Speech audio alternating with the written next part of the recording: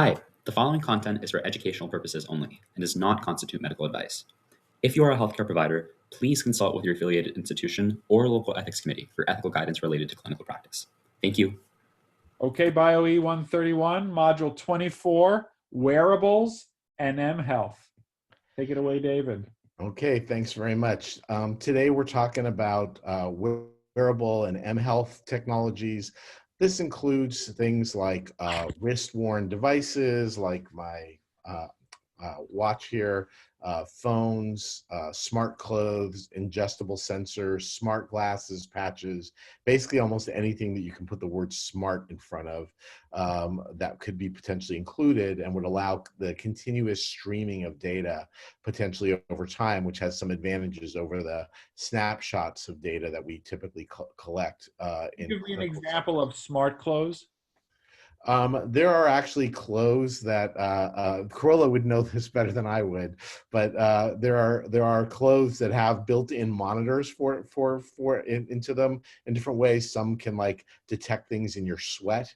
For example, there are things that can, like, instead of just using your watch, you could have other monitors that like are on your chest and Like an other sorts of things. EKG or okay. So it's EKG, not things like. smart like you're looking smart today. No, it's like the Internet of Things. Your clothes are the things, but there Okay. are actually commercial companies that sell smart clothes that for different purposes to get different things. And actually, in the article that Corolla and I wrote that you guys all read for today, it actually gives some examples and a table of an illustration of a lot of those different examples, including Good. some smart Thank you. clothes. In terms of the uses of these things, there are a lot of different ways in which these wearables can be used. They can be used in a consumer-directed fashion or direct-to-consumer fashion. That would be things where you monitor your own heart to see how many steps you've taken.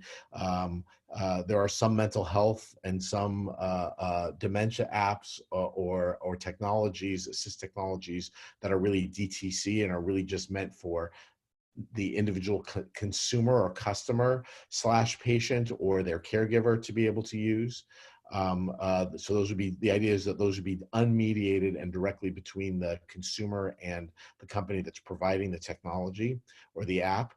There's also physician-mediated access to these technologies. So there are, for example, some mental health apps and some dementia or mild cognitive impairment assist devices that work in concert with clinicians. And there are actually a number of ways in which these technologies can sometimes be used to send information directly to your clinician, and that these apps or these mobile health technologies or those wearables become ways of conveying information directly to your physicians who've recommended that you utilize these technologies. And again, there are examples of some of these in the article that Corolla Would those and require prescriptions? Are those like a prescription type That's relation? actually an interesting question. Probably not. Some of these are devices, and so they might require it depending on what kind of device it is under the FDA. So some probably do, and some probably don't. The FDA has been very lax around apps and which applications require FDA approval and which don't, and it's a bit hit and miss. So it's not always clear whether this requires a prescription versus just a physician talking to a patient and saying, you might try this and see what, and send this information to me. A lot depends on the details about the particular app. In addition to consumer-directed and physician-mediated, there's also research applications. And of course, you saw the technical briefing in which Russ talked about the My Heart Counts example research project that's been going on here at Stanford as an example of the kind of use of all this technology for research purposes. There's also the potential that this could also be used in occupational settings. We didn't talk about that in the article you read for today that we wrote, but there's a push in some circles for employers to try and use some of these technologies to better improve or monitor the health of their employees. And there are a lot of obvious issues for that use of the technology. So what are some of the ethical issues that these technologies raise? I'm going to just use more or less the principle, the Belmont principles, or the common morality principles to explore some of the issues as a useful way of organizing them. First, under autonomy or respect for persons, there's obviously informed consent issues. And in a way, they cut both ways. On the one hand, informed consent could actually be significantly improved as a result of these technologies. And in fact, I have to say, groups like Sage Bionetworks, Stanford's My Heart Counts app, and many other projects have taken advantage of the interactive nature of these platforms to potentially improve a dramatically better informed consent process compared to the old approach of giving people dry text to read and hope that that conveys information. So there's actually real potential for ethical improvement as a result of some of these technologies. But on the other hand, there's also the risk that the autonomy, respect for persons, that consent in particular, will not be better, but will actually be worse. And that's partly a function of the fact that a lot of these interactions, especially in the DTC realm, are taking place outside of medical or healthcare systems and the structures that they provide, and that people may not generally be expecting the kinds of clinical consent or the clinical considerations when all they think of themselves as doing is just buying a cool new Apple Watch or Fitbit and maybe monitoring their steps and not really thinking about all the potential medical uses or information that's being generated and who that's going to. If you think about the way in which we typically consent in the IT world, where when you consent for new software and you just scroll through the screen and say, I accept, that is obviously not a very good or robust informed consent process. And there's the risk that insofar as this is part of that world, you might have something weak like that. Under autonomy and respect for persons, there are also privacy and confidentiality issues. And again, a tremendous difference in context. It may not be covered under HIPAA because this may be occurring, at least in the DTC context, outside of a covered entity under the regulations. There may be third-party access to information as a routine part of what's happening and being generated.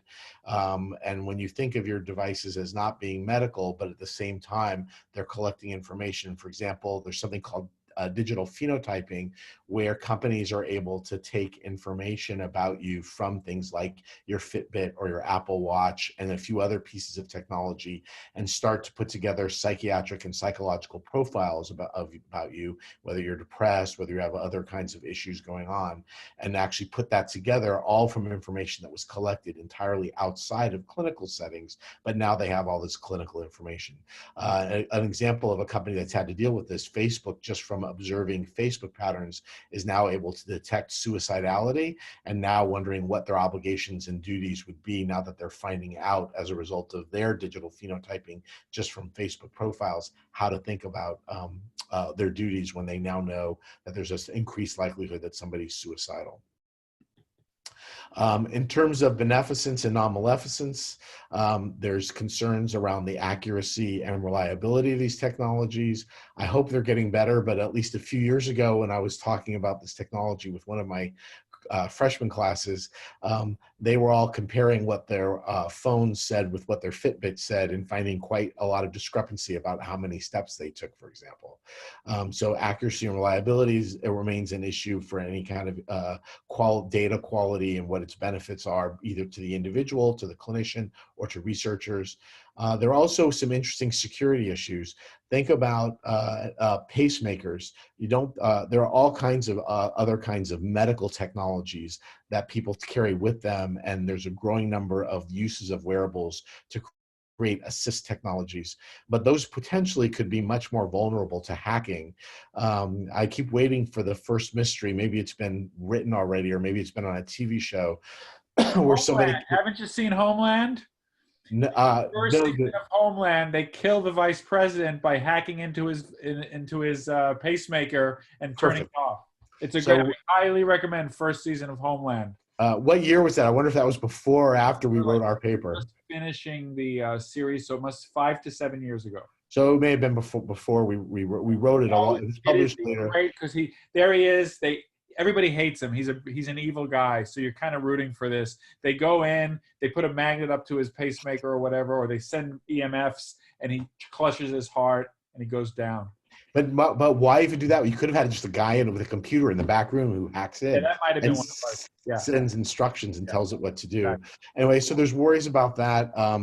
And obviously, when you think about it, we put in so much effort. Russ and I both have reason to access of the electronic health records of patients that we're involved in, and so we both use Epic. Which, when we're looking at Epic on our computers, it uses something called Citrix and turns our computers into basically smart bricks. It's incredibly crude, awful technology, but it's very, very secure because security is so important for the electronic health records.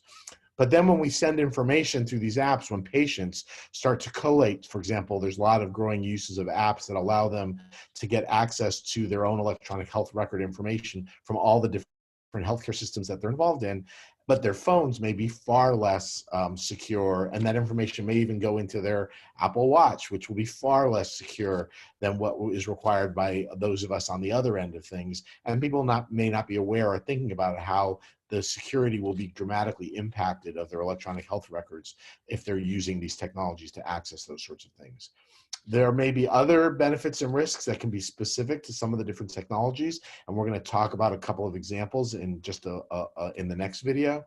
But then, in addition to risks and benefits, there are justice issues like the fact that there may be dealing with vulnerable populations, like patients who have different kinds of psychiatric illness or depression, or patients who are suffering from dementia or other conditions that require assist technologies.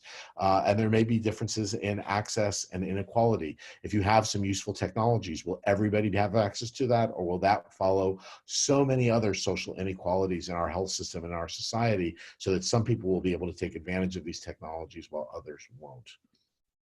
In addition to all of those ethical issues that fall neatly, I think, under the rubric of those principles, there's some other ethical issues, and I'm going to talk about one others that the lead author on that paper, Corolla, this is the one that really bothers her the most. Didn't bother me quite as much, but it's interesting, and other people have started to write about this as well. And that's really issues around authenticity and the notion of a quantified life. Corolla is very worried that the more we rely on these kinds of technologies to give ourselves information about the states of our health and well-being, the more we will come to rely on them, and the more our own subjective character of experience will become externalized, so that she's envisioning a point in the future where where people can say, hey, how are you feeling today? And instead of answering, they'll look at their watch to answer the question about how they're feeling. And she thinks that there's a loss with having that quantified life, rather than sort of living in your body and living in the moment, that externalizing that in the way that these technologies promote could be a large negative aspect of these technologies that are harder to quantify in the typical way that we usually think about these technologies. I think, Russ, you had an example of this a few years ago where you were running with your watch and then you shifted from judging things by your own subjective experience to using your watch to tell you things. Do you remember that? Yeah. When you're running, there's a thing called perceived effort. And so for the first many years of my life, I used perceived effort. So when I ran hard, I could tell because I felt like crap. And when I ran easy, it was obvious because I was, happy and not in pain. But then when I got these smartwatches, I stopped thinking about perceived effort, and I instead looked at my power curves and and actually it gives me I have a Garmin, and my Garmin gives me a number on how hard it thinks I tried at the last exercise. And I actually there you go. So you have smart clothes. Yeah, I guess I do. I have a smartwatch, and like if I do a really hard run, it'll say that was a 285 massive effort, which of course makes me feel great. And then if I just phone it in, it says like 15, and it says something like weak ass effort, something insulting. And so I'm sure people are aware of this, and definitely this phenomenon. I don't know how much it bothers me, but it's definitely a thing where I don't think about my perceived effort because it's not quantitative. And even though I have no real faith that Garmin was super scientific about this, I record the Garmin estimate of my effort. That's very interesting. So the question really is, what are the potential implications for humanity and Now society? I'm feeling When, incredibly inauthentic, and it's kind of embarrassing that I just got sucked into that without any critical yeah. thought. Yeah, I'm not sure. I think it's going to be the end of the world either, but Corolla is very concerned about how this may continue to change the nature of humanity and how we think about ourselves, and is very worried about that. And I think that's it for this video. I think we can wrap up video number, whatever it is, 24. 24, and let's move right to 25. See you in a minute. See you in a minute.